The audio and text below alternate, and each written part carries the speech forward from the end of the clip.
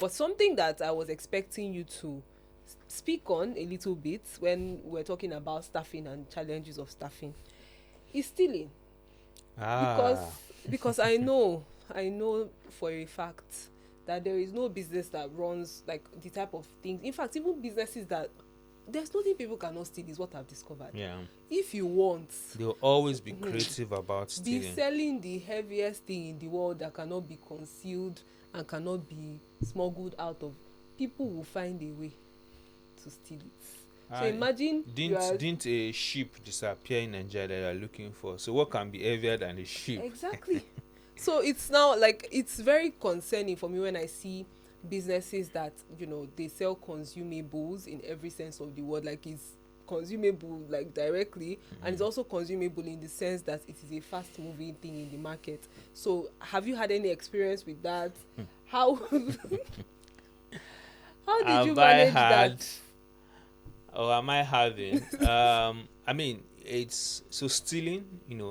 Theft is a menace. Is a pandemic across businesses in Nigeria. It's actually quite terrible, and people come in, and I mean, so many reasons. I mean, people always have reasons to steal, right? But there's not there's not any justifiable reasons for stealing, and the reason, so some people may not pay their staffs well or even pay on time, but that's not even justification, because I've also, when I was in the oil and gas industry, directors that were earning in millions, they were paying their kids school fees, they were flying them for vacation, they still stole from the company. So it's not really about the Yeah, salary earnings. sometimes. Yeah. So it's a big challenge, and we've had our own fair share. Again, what do? You put in structure systems to minimize to the barest minimum. So that's the first thing. What do you do? Inventory. How do you manage your inventory? How do you count your inventory to be sure that you opened with 10 eggs, you are closing with 8 eggs? The two, what did they use it to do? Did it translate to sales? So you must be able to match your closing opening inventory to revenue you do on a daily basis. For a retail business like this, your inventory must be on a daily basis. If you are counting anything 1 week, you are gone. So I'll say inventory control. I mean, that's the first thing. um um then audit. So inventory control in the store daily basis. You also do periodic audits, to audit inventory, audit cash, do all of that. And then I mean, CCTV helps. I don't put it, because except you now put people. I mean, if you have a one location business, you have 3 4 people watching CCTV, but you're going to have 10 15 20 locations, people are going to watch in CCTV. But it's good, I mean, because sometimes you can play back, you can see things, and you can also do remote monitoring now. And when Yes. people know that you are watching, you are seeing, they are more circumspect in what they do. Consequence as well. Zero tolerance for theft. Like police. Call Yes, police. you call police, you arrest, and you push it to to the maximum. I've done a lot of That's the one I arrests. really Yes, I've done a support. lot of I arrests. love calling police. I've not I called police collect before, but I collect my money. If I want out to go to court, yes, we want out to go to court. Actually, we took oh a my guy to god, this is court. so dramatic. Yeah, that's it. I It's mean, we so took a guy to dramatic. court, and yeah, we recovered all our money. Said they have money, experience like this. We reached, and I think there's this mobile or moot court. It's my GM that went to court, so I didn't get there. But the guy paid over like 6 or 7 months. The guy just finished paying our money. After that, okay, let's do 300 and sign up. I said no. If it's 50,000, I'll collect my full money, and he was paying small. So yeah, you just have to fine tune your processes and your monitoring, because unfortunately, as you're developing this process, they're Yeah. also scheming. As we're doing this, they're thinking of other ways. So you must try to be a step ahead, continuously audit your processes. What can you improve? What can you plug? when you're thinking of something good and thinking of something bad, an example, when you're thinking, oh, let's do a discount for our customer, some people are thinking, how can we take advantage of this discount for customers, to even discount customers that don't qualify and collect. I've seen people play fraud with loyalty points. So when you're thinking of bringing in something new, especially that has to do with cash or inventory, always think round what are the loopholes. So sometimes you have to think like them. You think like the thief. What are the loopholes? And then try to see how you can block it. And the best you can do, especially for a high volume retail store, is to minimize it to the barest minimum. And when people are caught, you should have zero tolerance. Zero Consequences. tolerance. Call police always. I'm always going to advocate for calling the police, not because I'm wicked, but because there is so much that gets done without consequences. And when people find out that they can beg their way out of it doesn't deter get them. away with things. Another person will do it. I kid you not. Like, it makes them emboldened, because they feel like, oh, worst case scenario, they will beg you.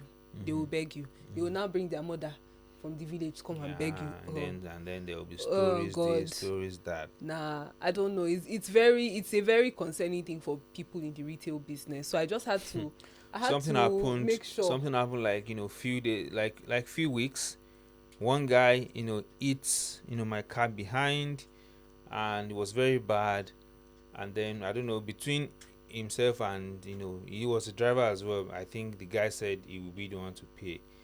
Then he started saying, his mother is sick, his children is sick. I say, even me, I have sick people in my house. The way you have me to have sick people, you think I don't know that? My own wife is not sick, but I have sick relatives. So my friend, do your responsibility. They're always trying to emotionally manipulate you. Yeah. Once they do something wrong to you. I don't know why they think that we don't have problems too.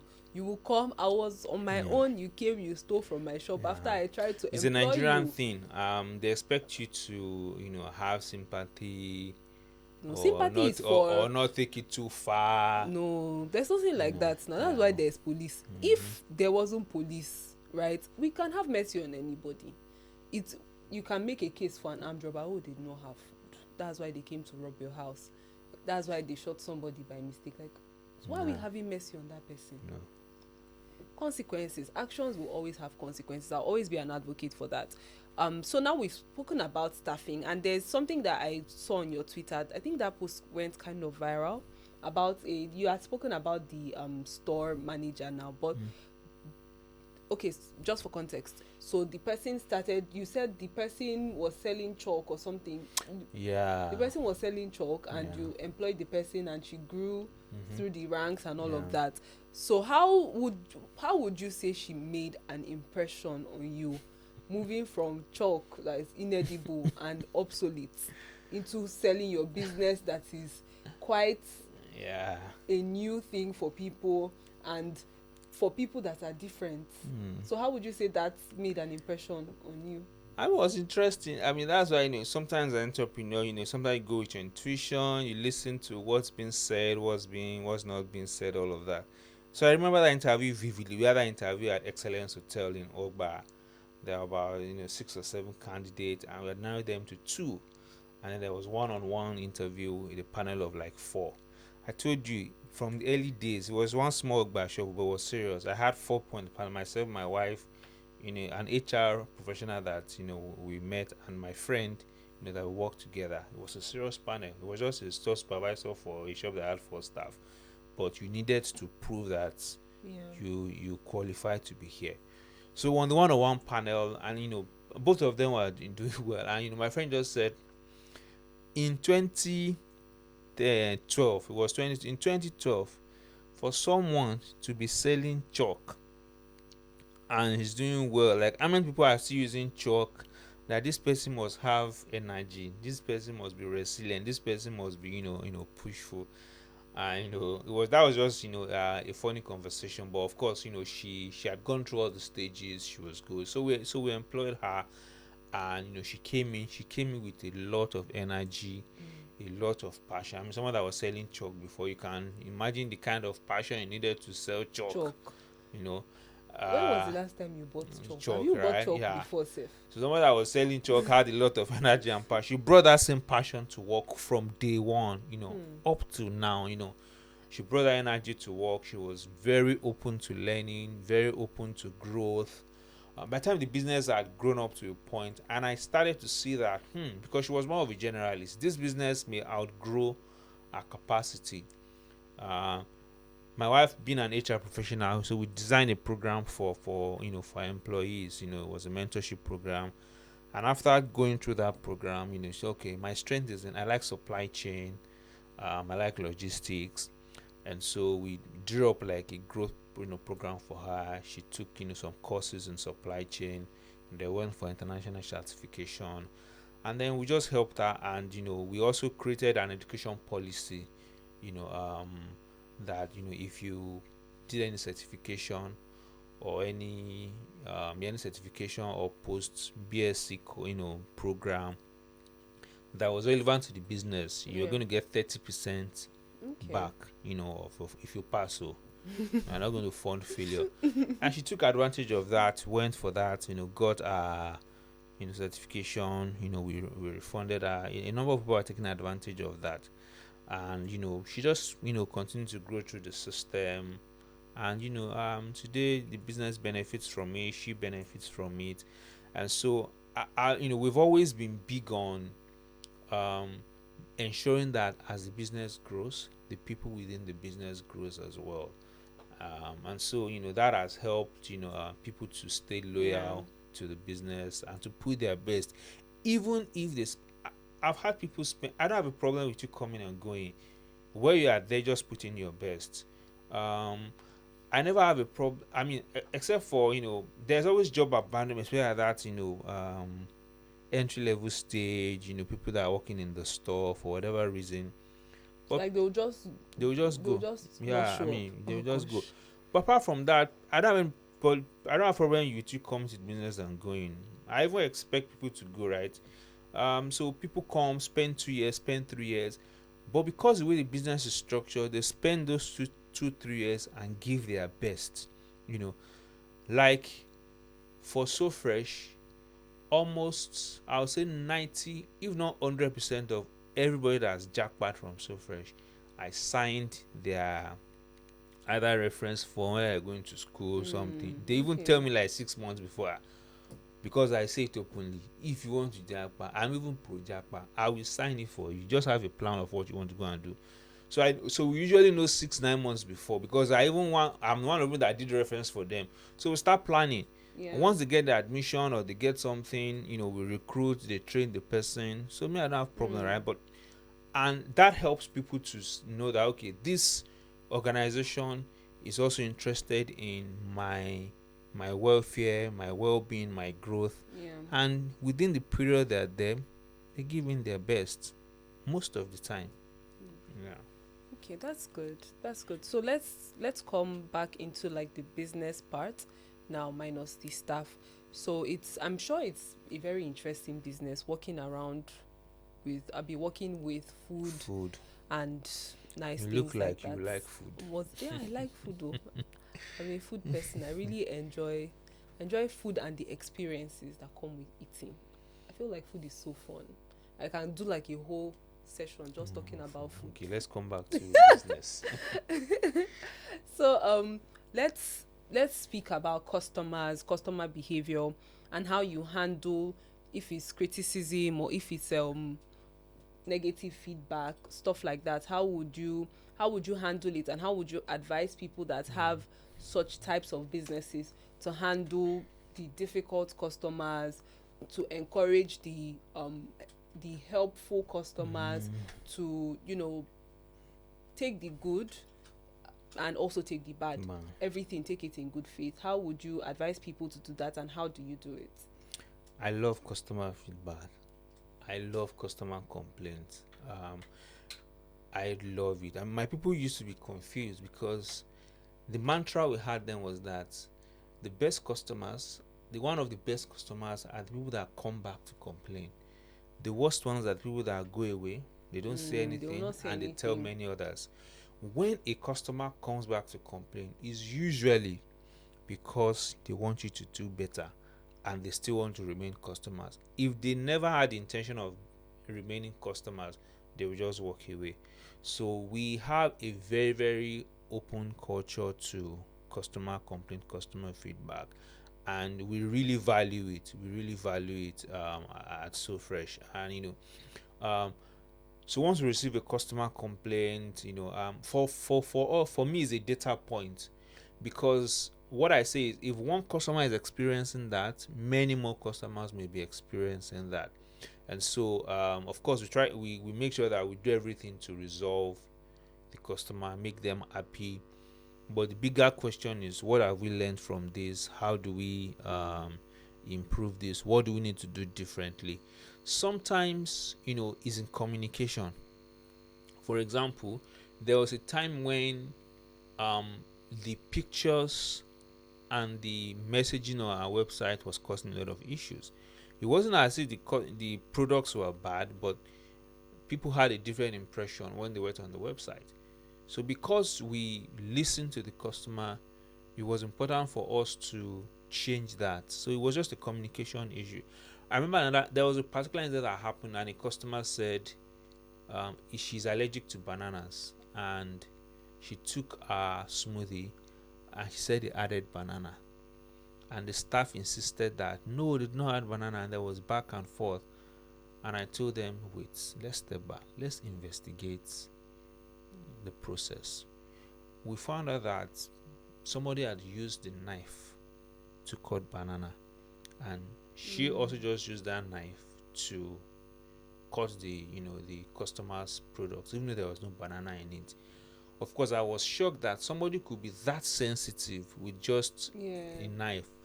But because we did not discard it and say, no, my product doesn't have banana, and I'm sure that my staff will not add banana, but we looked back over the process and found out that this knife had been used to cut banana.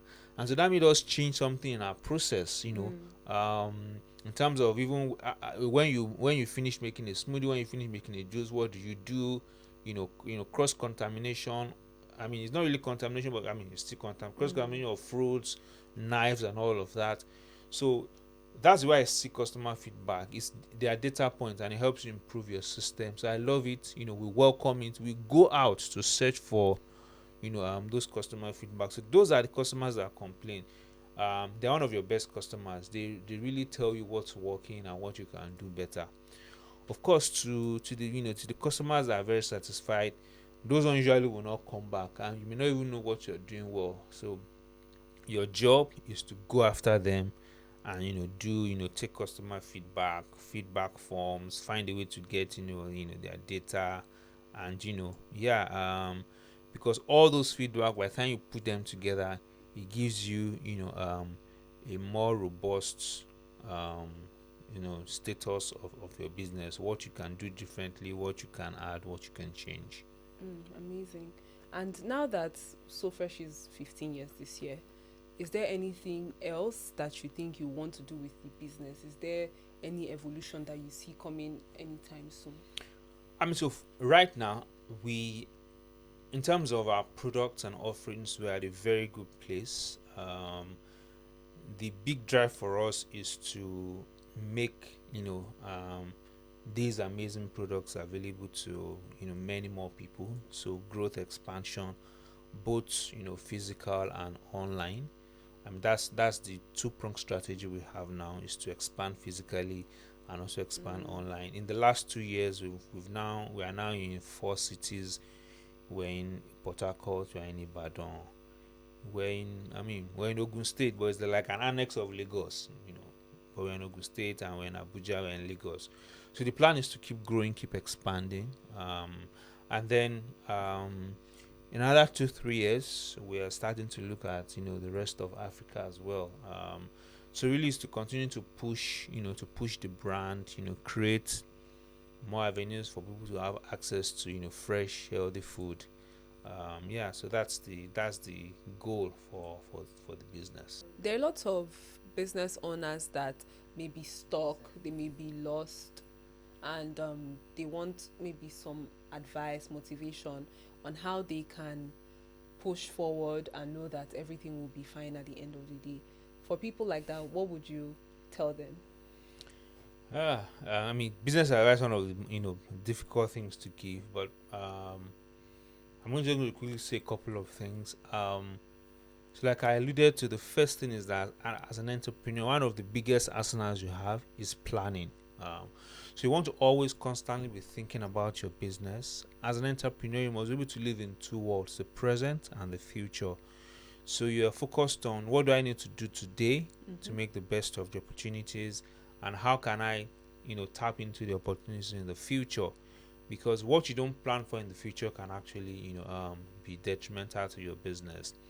Secondly, it's important as a young entrepreneur to get business education.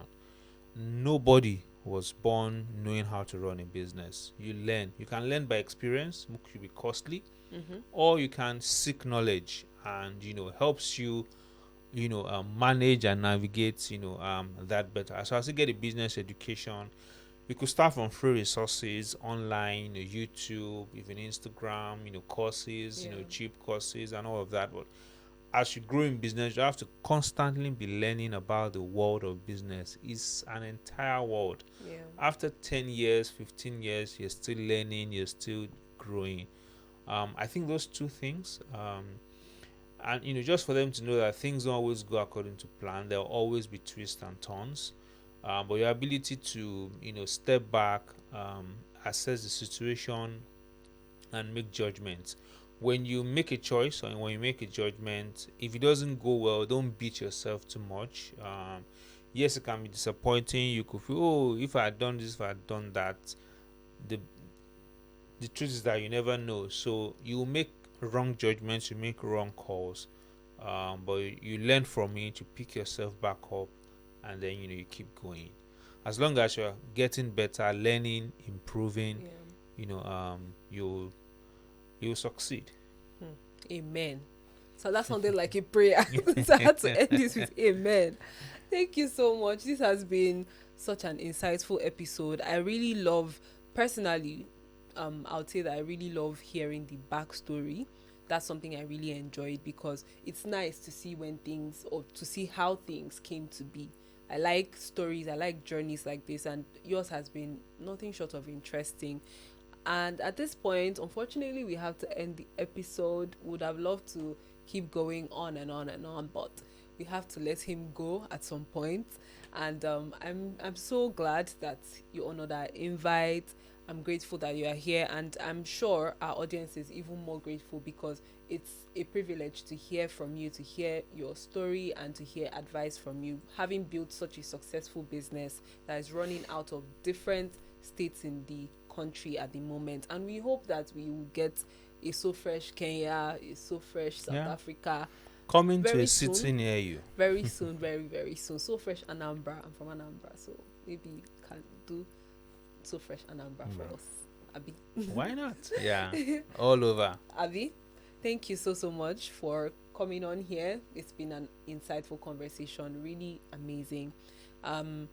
So I guess we'll have to leave your contact information in our description box if you want to reach out to him, and reach out to the business So Fresh if you want to get your fresh food, fruits, parfait. See, I've said parfait many times in this episode. There's a reason. Try it, and you thank me. You invest in my life for this information I'm giving to you. But definitely try it out, and you're going to love it. I think this is a good place to stop, and thank you so much again, Goke. This has been amazing. Pleasure. We hope you come back again when there's So Fresh Kenya and surely. East Always Africa my pleasure. in general. Come and tell us about it. Thank you so much, and we hope you also had a good time on the pod. And we'll see you guys in our next one. I will see you guys in our next one. He's not going to be here in our next episode. Thank you so much for watching. Remember, like, share, subscribe, follow us across all our platforms at Cafe One Pod, and we'll see you in our next one. I will see you in our next one. Bye.